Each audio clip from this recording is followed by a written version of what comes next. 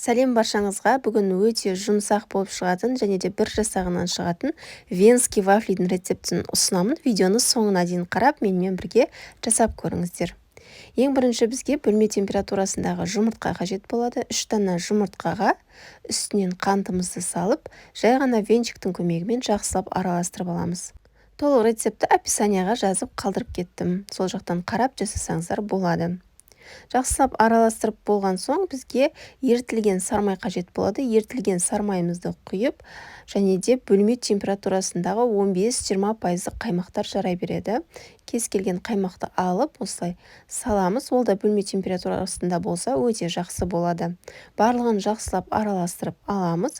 Үстінен қамыр қопсытқыш, яғни разрыхителді саламыз. Және де алдын ала елегішпен өткізіліп қойған ұнымызды 2 бөлікке бөліп араластырамыз. Барлығын бірден салып жібермеңіздер. Жартысын салып жақсылап араластырып аламыз. Сонан соң қалған ұндарды салып, тағы да жақсылап араластырып аламыз. Бізде осындай қою масса пайда болады. Енді осындай вафельницамызды алдын ала қыздырып алыңыздар. Шамамен 1,5 ас қасықты толтырып салып аласыздар. Үстінен тағы кішкене салып шықтым. Міне, сонымен жауып қоясыздар. Қып-қызыл болғанға дейін пісіріп аласыздар. Өте жұмсақ болып шығады, қыздар. Мен дәл осы венский вафлидің бірнеше рецепттерін жасап көрдім, бірақ именно дәл осы рецепт өте керемет болып шықты. Сол себепті еш ойланбай осы рецептпен жасап көрсеңіздер болады. Қараңыздар, өте жұмсақ болып шығады. Осылай қалауыңыз бойынша бетіне шоколад немесе кез келген жемістерді әдемілеп ұсынсаңыздар, тіптен дәмді керемет болып шығады.